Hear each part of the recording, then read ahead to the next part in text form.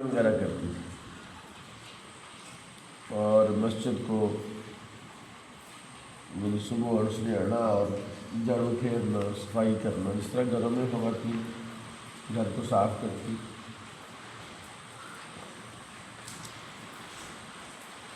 فقدہا رسول اللہ صلی اللہ علیہ وسلم، ایک دن صفائی کرنے لگے، آپ نے فرمایا بی بی کدھر ہے جی؟ فسأل عنہا، اس کے بارے میں پوچھا جی، یا تو وہ عورت تھی یا کوئی وہ مرد تھا۔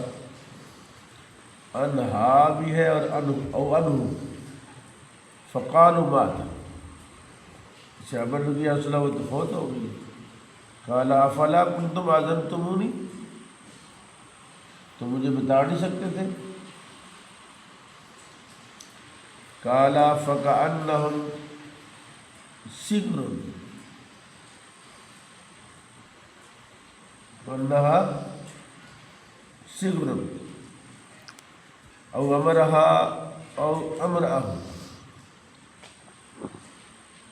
یعنی وہ چھوٹی خاتون تھی، یہ غلام تھا، غلام تھی۔ فقال دلونی علی قبرہ، مجھے اس کی قبر بتاؤ۔ فدلوہ فصلی علیہا، آپ اس کی قبر پر گئے اور اس پر آپ نے نماز پڑھی۔ کل بھی ایک روایت گزری تھی کہ قبر پر نماز جنازہ پڑھنا جی، تو اس کو علماء نے کہا کہ 3 دن تک قبر پر نماز جنازہ پڑھی جا سکتی ہے۔ تو ثم قال ان هذه القبور مملوءۃ ظلمۃ علی اہلھا، آپ نے جملہ بڑا قیمتی ہے،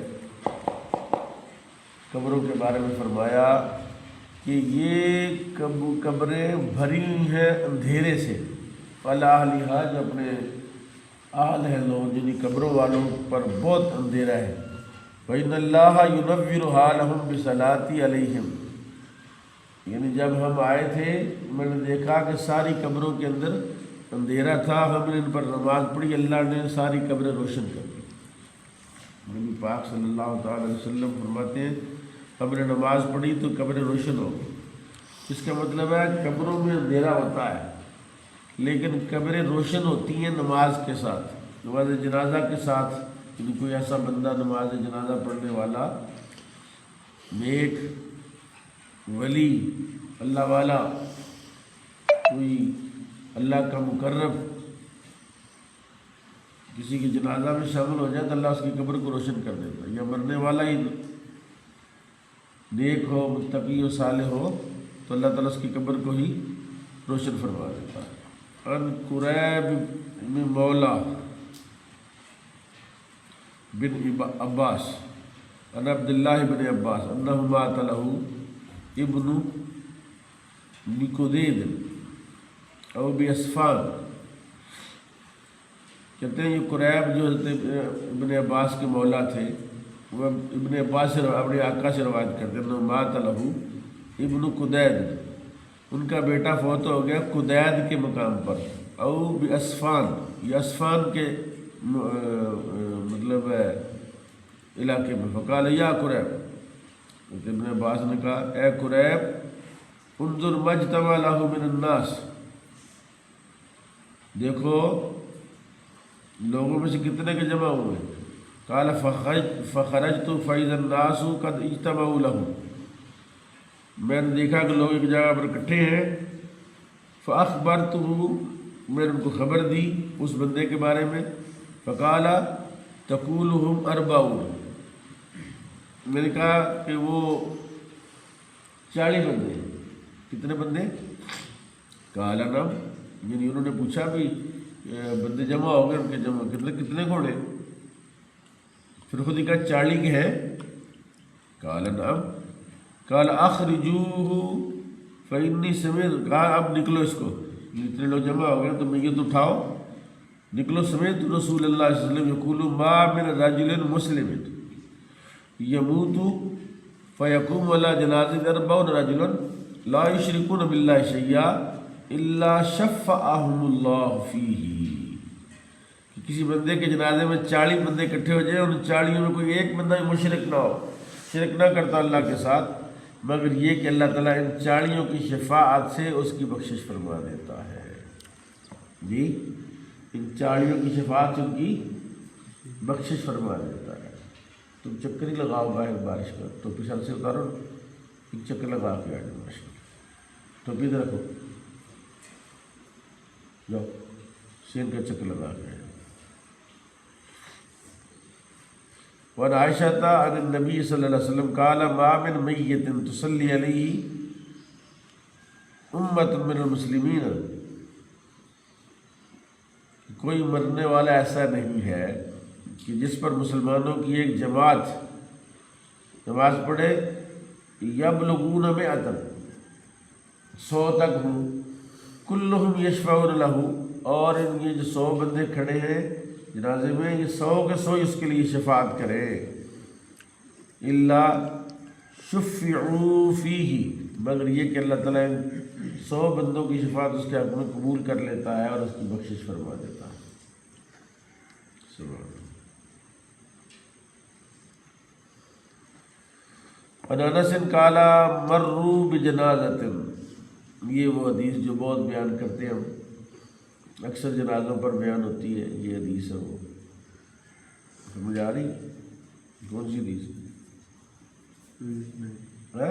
ابھی نہیں سنائی۔ اچھا، اس کا مطلب ہے تم آنکھیں ویسے ہی کبوتر کی طرح بند کر رہے ہو، نیند نہیں آ رہی تم، آنکھیں کھول کے رکھو، آنکھیں بند کرو تو خود ہی نیند آ جائے گی۔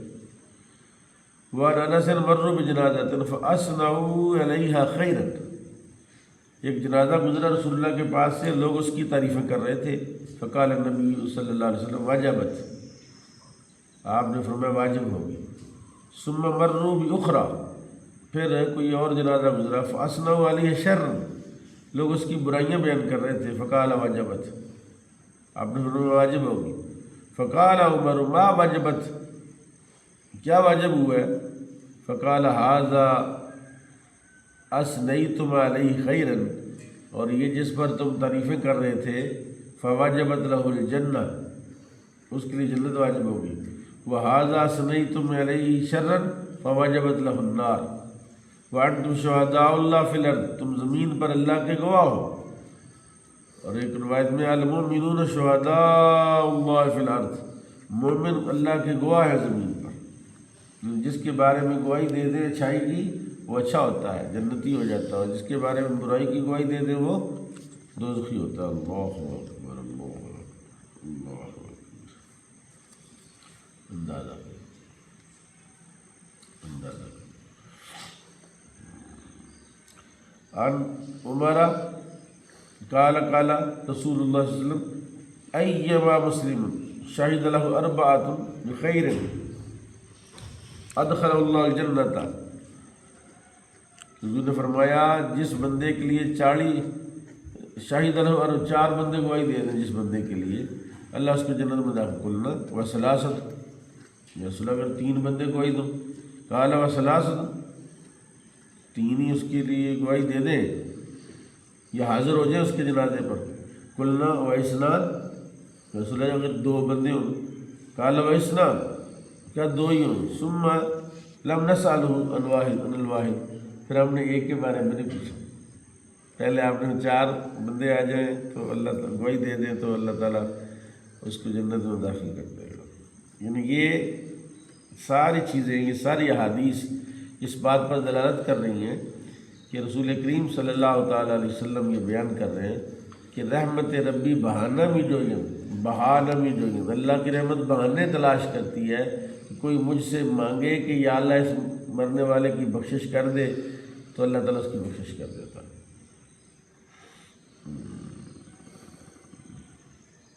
وعن عائشہ قالت قال رسول اللہ صلی اللہ علیہ وسلم لا تسبوا الاموات فإنهم قد افضوا الى ما قدموا، فرمایا مردوں کو گالی نہ دو، مردوں کو گالی نہ، فإنهم قد افضوا الى ما قدموا، کیونکہ جو کچھ تم آگے بھیجو گے، جی وہ ان تک پہنچتا ہے۔ مردوں کو گالی نہ دو، بلکہ ایک حدیث میں شاید بھی آ جائے گا کہ حسینوا موتاکم، اپنے مردوں کی تعریف کرو، جی اپنے مردوں کی تعریف کرو، ان کو گالی نہ دو۔ وعن جابر ان رسول اللہ صلی اللہ علیہ وسلم کان یجمع بین الرجلین رجل من قتل احد فی صوب واحد۔ حضرت جابر کہتے ہیں رسول اللہ صلی اللہ علیہ وسلم نے دو بندوں کو جمع فرماتے تھے، جس احد کے جو شہداء ہیں، شہداء احد، ایک کپڑے یعنی جنازہ کفن کے لیے کپڑا نایاب تھا۔ 70 بندے فوت ہو گئے، 70 کفن چاہیے ہے، لیکن اتنا کپڑا نہیں تھا مدینے میں کہ 70 بندوں کو الگ الگ کفن دیا جاتا، تو آپ ایک ایک کفن میں 2 بندوں کو دفن۔ ثم یقول ایہم اکثر اخذ للقرآن فاذا اشیر له الی احدہما قدم فی اللہ۔ آپ 2 بندے دفن کرنے لگے نا، تو آپ پوچھنے میں سے زیادہ قرآن کون جانتا تھا؟ کس کو قرآن زیادہ آتا تھا؟ سپارہ، 2 سپارے، 3 سپارے، 4 سپارے، 2 سورتیں، 4 سورتیں، زیادہ کس کو آتا تھا؟ کہتے ہیں حضور اس کو، فرمایا اس کو پہلے قبر میں دو۔ وقال انا شہید لہؤلاء یوم القیامہ، اور آپ نے فرمایا میں گواہ ہوں ان پر قیامت والے دن۔ وامر بدفنہم بدمائہم، اور آپ نے حکم دیا ان کو دفن کر دیں ان کے خونوں کے ساتھ، یعنی غسل بھی نہیں دینا۔ ولم یصل علیہم ولم یغسل، جی یعنی ان کو غسل نہیں دیا، ان کو غسل